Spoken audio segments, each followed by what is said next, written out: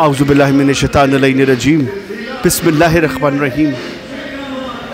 अस्सलामु अलैका या अबा अब्दुल्लाह, अस्सलामु अलैका या इब्न रसूलिल्लाह, अस्सलामु अलैका इब्न अमीरुल मोमिनीन, अस्सलामु अलैका या इब्न फ़ातिमतुज़ ज़हरा सय्यदतुन निसाइल आलमीन, अस्सलामु अलैकुम जमीअन व रहमतुल्लाहि व बरकातुहू। नाज़रीन किराम, मैं इस वक्त मौजूद हूँ दरबाब मौला अबुल फ़ज़ल अब्बास अलमदार अलैहिस्सलाम की बारगाह में। ये वो बारगाह है मशहूर ज़माना जहाँ हर साल 2 रबीउल अव्वल को मौला अब्बास का ताबूत बरामद किया जाता है। ज़ाकरा खुशलक़ा साहिबा का यह बनाया हुआ सजाया हुआ खूबसूरत अज़ाख़ाना, जिसमें उन्होंने सारी ज़िंदगी इस अज़ाख़ाने को दी, और आज हम उस अज़ाख़ाने में मौजूद हैं जहाँ पर आज परचम कुशाई और मौला अब्बास के अलम का नस्ब होना हम आप तक लेकर आए हैं कि वो मकाम है जो पूरी दुनिया में मशहूर है। ये वो दरगाह है जहाँ से कोई खाली हाथ नहीं लौटता। हज़ारों की तादाद में मोमिनीन यहाँ से अपनी तमाम हाजात पूरी कराते हैं। इस बारगाह में मौला अबुल फ़ज़ल अब्बास अलमदार अलैहिस्सलाम का मखसूसी ताबूत बरामद किया जाता है ख़वातीन की मजलिस में हर साल 2 रबीउल अव्वल को, और इसके अलावा मुनासबत से कई मजलिसें भी बर्पा की जाती हैं साल भर। ज़ाकरा खुशलक़ा साहिबा से हम बात भी करेंगे और उनसे जानेंगे भी। आप मेरे साथ रहिए, देखते रहिए कायम टीवी कनाडा। नाज़रीन किराम, ये दरबाब मौला अबुल फ़ज़ल अब्बास अलमदार अलैहिस्सलाम की बारगाह है। आज यहाँ पर अलम नस्ब किया जा रहा है। ज़ाकरा खुशलक़ा साहिबा आज इस बारगाह के बारे में भी हमें कुछ बताएंगी, और तमाम हम आपको ये मनाज़िर दिखा रहे हैं कायम टीवी पर खुसूसी परमिशन के साथ, और ये सिलसिला हम आखिर तक आपको दिखाएंगे। इसमें ख़ादमीन अहले बैत अंजुमन मातमदारी भी बर्पा करेगी सोज़ो सलाम के बाद, और हम उनसे जानेंगे इस बारगाह के बारे में, और इस अलम की जो मोज़ात हैं, करामात हैं, वो तो आप तक पता हैं। इस वक्त नज़्र नियाज़ का सिलसिला है। आज ये बारगाह मौला अबुल फ़ज़ल अब्बास अलमदार में आज परचम बुलंद किया जाएगा। अलम तो नस्ब है, लेकिन आज परचम तब्दील किया जाएगा, पंजा लगाया जाएगा। मेरे साथ मौजूद हैं ज़ीशान कैमरामैन। आप मेरे साथ रहिए, देखते रहिए कायम टीवी कनाडा।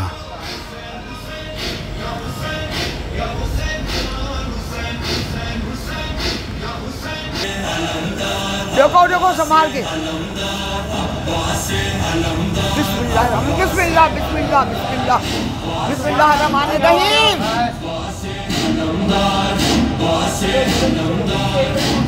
साल हम कुर्सी बनवा लेंगे, अगले साल हम कुर्सी बनवा लेंगे। क्या चीज़? कुर्सी बनवाऊंगी इस साल। साल तो पूरा साल बीमार रहेगी, गरीब नहीं कर सकेंगे। अगले साल बनवा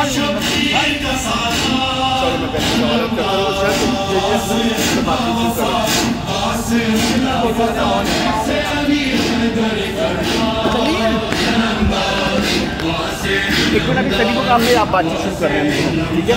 मैं आपसे बात सवाल करूँगा, बस। जी नाज़रीन किराम, हमारे साथ इस वक्त मौजूद हैं ज़ाकरा खुशलक़ा साहिबा। वो चाहती हैं कि सामने ना आएँ, और बस मैं उनसे चाहूँगा कि वो थोड़ी हमें तफसील बताएंगी अपनी अज़ाख़ाने की। और आज यहाँ पर परचम नस्ब किया जाएगा, बुलंद किया जाएगा मौला अब्बास का। चांद रात से कबल उनका ये सिलसिला शुरू हो जाता है। तमाम तफसीलात हम जानेंगे। आइए आप मेरे साथ रहिए। जी अस्सलाम वालेकुम। वालेकुम अस्सलाम। जीते रहो, अल्लाह हज़ारों बरस की तुमको ज़िंदगी दे, बच्चे परवान चढ़े, जोड़ी सलामत रहे। मैं आपसे ये जानना चाहूँगा कि आपकी अज़ादारी जो ये बारगाह बाबुल हवाइज मौला गाजी अबुल फ़ज़ल अब्बास में हो रही है, मुसलसल इतने बरस हो चुके हैं, और पूरी दुनिया में आपका ये ताबूत हर आने वाले की तमाम हाजात को पूरा करता है। जिस खूबसूरत अंदाज से आपने इस ताबूत को और इस अज़ाख़ाने को सजाया, तो आपकी अज़ादारी का सिलसिला किस बरस से शुरू हुआ, और आप जब यहाँ पहुँची तो किस तरह यहाँ तक पहुँची, और ये सिलसिला कैसे जारी है? भाई, मेरे शौहर बीमार पड़े 1 साल के अंदर मेरी शादी के बाद। تو ان کے گھر بھی عزاداری نہیں ہوتی، عزاداری میرے ہاں مائکے میں ہوتی تھی۔ اس میں اتنے بیمار پڑے کہ ڈاکٹروں نے جواب دے دیا۔ اس کے بعد مجھے ایک عالم دین کے پاس میری خالہ لے گئی، محمودہ باقر صاحبہ، پہلے بہت بڑی ذاکر تھی وہ زمانے کی۔ تو انہی نے کہا کہ شب عاشور ندا دیں، اور اگر آواز لبیک آئے گی آواز اس پر تو مراد آئے گی، اور اگر خاموشی رہے آواز میں ارتعاش ہوگا، ہوا میں ارتعاش ہوگا، اور اگر نہیں یہ چیزیں ہوتی تو زندگی ختم ہے ان کی۔ میں بہت پریشان تھی، اور بہت ایسے مرض تھے کہ بچنا مشکل تھا، آدھا پھیپڑا گل چکا تھا۔ اس زمانے میں ٹی بی والے بچتے نہیں تھے، لیکن جب انہوں نے مجھے شب عاشور کی منت بتائی، جن کے ہاں ہم اشرا پڑھتے تھے پرنس عباس مرزا کے ہاں محرم کا، تو انہی نے کہا یہ منت ہوتی ہی شب عاشور ہے، تو تم شب عاشور کو کرو یہ منت، اس لیے کہ تمہارے سہاگ کا مسئلہ ہے، تمہارے اس کا مسئلہ ہے شوہر کا، تو تمہیں کرنا پڑے گی تم کو۔ حالانکہ شب نو ہم لوگ کچھ مانگتے نہیں ہیں مولا سے، صرف پرسہ دیتے ہیں۔ تو ہم لوگ ہمارے والد گولمار جعفریہ امام بارے کے سامنے بالکل رہتے تھے، تو میں نے تو وہاں پر انہی نے بتایا کہ وہ جو ہے کیا نام، اس طرح شب عاشور جا کے نہا کے جہاں سے مجلس پڑھ کے جاؤ تو پھر بات نہیں کرنا، اس کے بعد میں یا حسین ابن علی کی تسبیح پڑھتی رہنا، اور جب 11:15 بجے تو ایسے جانا بے چینی کے ساتھ کہ جیسے تم کسی چیز کو لینے جا رہی ہو، تو جب میں اور پھر تم ندا دینا، اور ندا دینا تو جو اگر آواز لبیک آ جائے گی، ایک دفعہ بھی اگر آئی تو مراد ہے، اور اگر نہیں آئی تو اس کا مطلب ہے ان کی زندگی تمہارے شوہر کی نہیں ہے۔ اور بھئی اب آواز کیا دینا ہے، یا حسین ابن علی ادرکنی کی۔ تو جب میں 12:15 بجا نہا کے نکلی اور گئی میں گولی مار کے امام باڑے بھاگتی ہوئی چادر اوڑھ کے، پھر وہاں جا کے میں بہت بڑا، پتہ نہیں کنواں ہے نہیں، اس سال کو تو برسوں گزر گئے، بہت بڑا جگت کا کنواں تھا ایک بڑا، اور وہیں کربلا تھی، نیچے تازیے دفن ہوتے تھے، تو میں بس اس پہ چڑھتی چلی گئی۔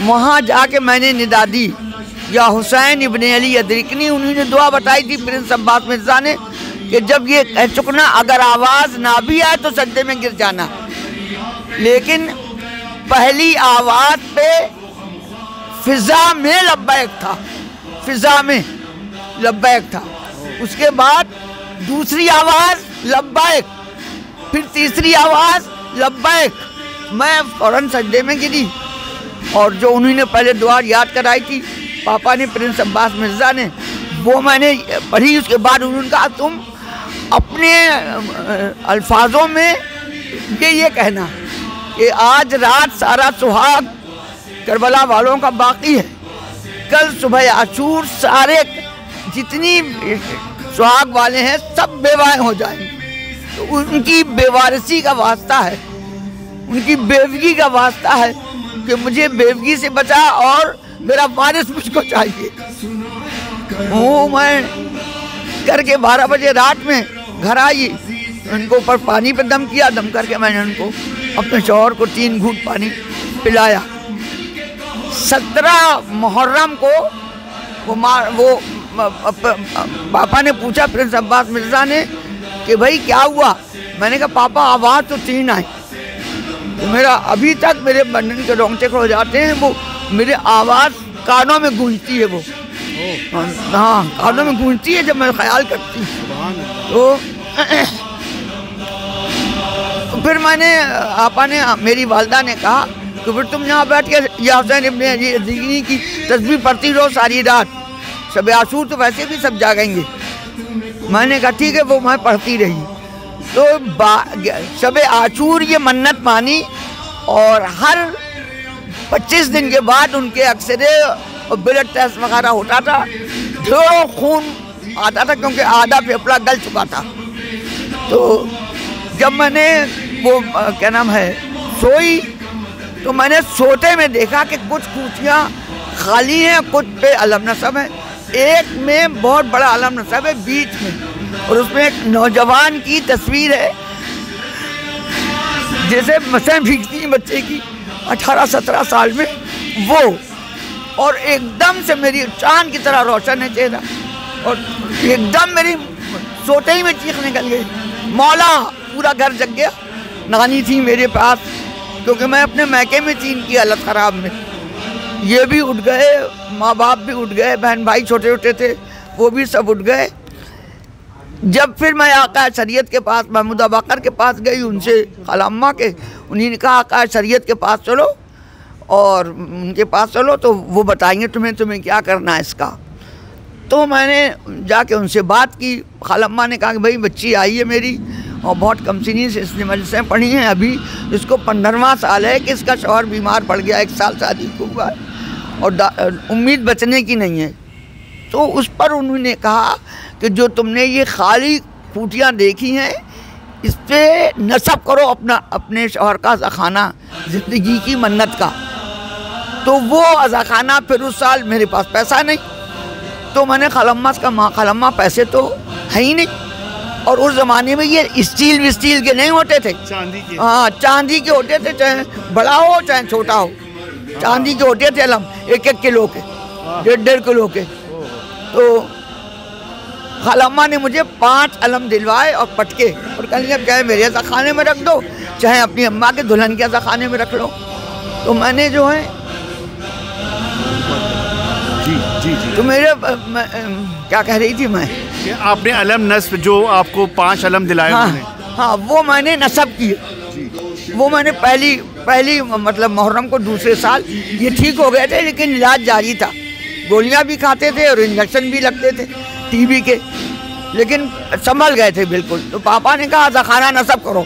پھر عباس مرزا نے اگر تمہارے یہاں کوئی ٹھکانہ نہیں ہے تو میرے عزاخانے میں نصب کر دو. تو کیونکہ میں نے ان کے یہاں 7 سال کی عمر سے پڑھی مدرسے, ہاں, اور وہ پرنس تھے بھائی لکھنؤ کے, پرنس عباس مرزا.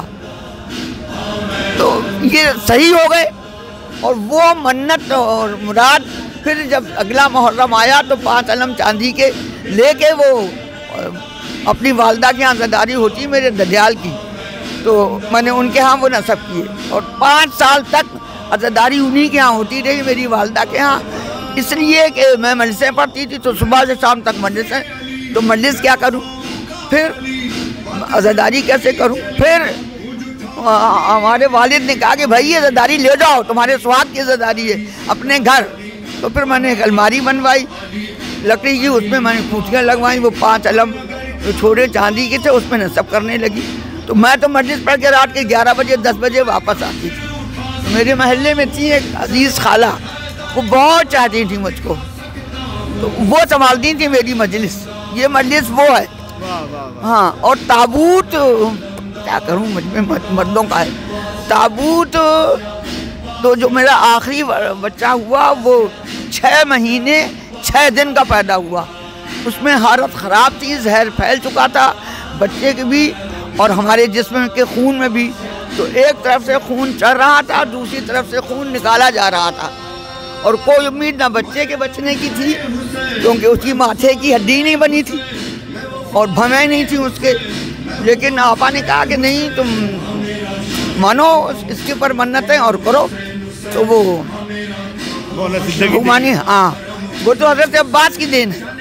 جو علم آج ہم اٹھاتے ہیں محرم میں یا یہ مجلس ہوتی ہے تو وہی چلی آ رہی یہ مجلس. یہ آپ کی مجلس ماشاءاللہ سے جب آپ تقریباً 1954 سے آپ کا یہ سلسلہ 64 سے سلسلہ شروع ہوا تابوت کا, اور پھر ماشاءاللہ سے آپ کا اس عزاخانے میں کتنے برس ہو چکے تقریباً؟ اس میں یہ بنا ہے 74 میں. 74 میں بنا, ہاں 74 میں بنا ہے. 74 میں ہم یہاں موو ہوئے. بچے میرے سب چھوٹے چھوٹے تھے. 10 سال کی تو نازی تھی, اور اس سے 2 سال چھوٹا بڑا لڑکا تھا اسد, اس سے 3 سال چھوٹی تھی فرا. یہ عاصم, یہ جن کی یہ کتا ہے وہ جو ہیں وہ میرے خیال میں 4 سال کا تھا, 3.5 سال کا. اچھا, ہاں بس. تو یہ سلسلہ ماشاءاللہ سے آپ کا جاری ہے. آپ کیا آج پرچم کشائی آج ماشاءاللہ سے علم کا سلسلہ ہے, تو اس کے بعد پھر آپ کیا ایک پرچم کشائی 26 سفر کو بھی کرتی ہیں آپ؟ تابوت کی سلسلے کی ایک پرچم کشائی 26 سفر کو جو یہ تو عزا خانے کی محرم کی مجلس پرچم کشائی ہوتی ہے, لیکن وہ پرچم کشائی تابوت کی ہوتی ہے. وہ پرچم جو 2 ربیع الاول کو برآمد ہوتا ہے اس کی ہوتی ہے وہ مشکل پرچم کی پرچم. بہت آپ کا شکریہ ناظرین. ہم اس وقت آپ کو دکھا رہے ہیں اور آپ کو سنوائی بات کہ ذاکرہ خوش لقا صاحبہ اپنی تمام تفصیلات بتا رہی تھی عزاداری کی, اور اس وقت آپ دیکھ سکتے ہیں یہاں پر علم کے نصب کرنے کی تیاری ہے. تمام جوان یہاں موجود ہیں. یہ خاص بارگاہ ہے مولا ابوالفضل عباس علمدار علیہ السلام کی وہ بارگاہ ہے جہاں پر ہر سال 2 ربیع الاول کو خاص مجلس برپا کی جاتی ہے جس میں تابوت مولا ابوالفضل عباس علمدار علیہ السلام برآمد کیا جاتا ہے.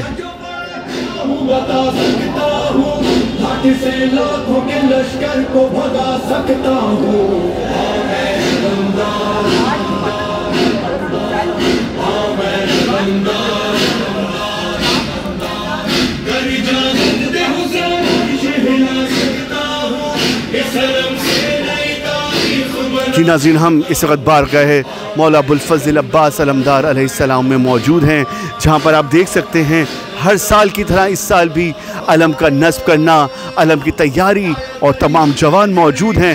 خادمین اہل بیت اپنی مخصوص انداز میں نوحہ خوانی برپا کرے گی, باتمداری برپا کرے گی.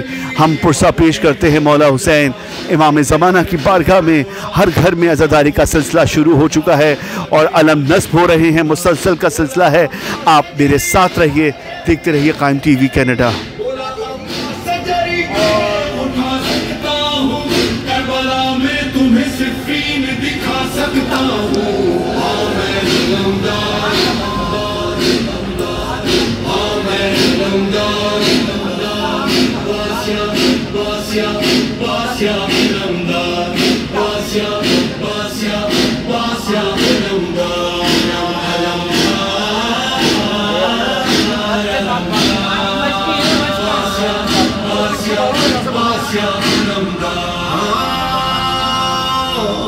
مشکیزہ چلا جب علم مارے وفا, آ گئی مجھے جفا, گر گیا مولا میرا. اب مشکیزہ چلا بازو کٹا پانی بہا, وزیر پہ گرا شور قیام تھا بقا. آئی غازی کی صدا, آئی غازی کی صدا, جان لٹا سکتا ہوں کیسے پانی کے بنا خیموں میں جا سکتا ہوں.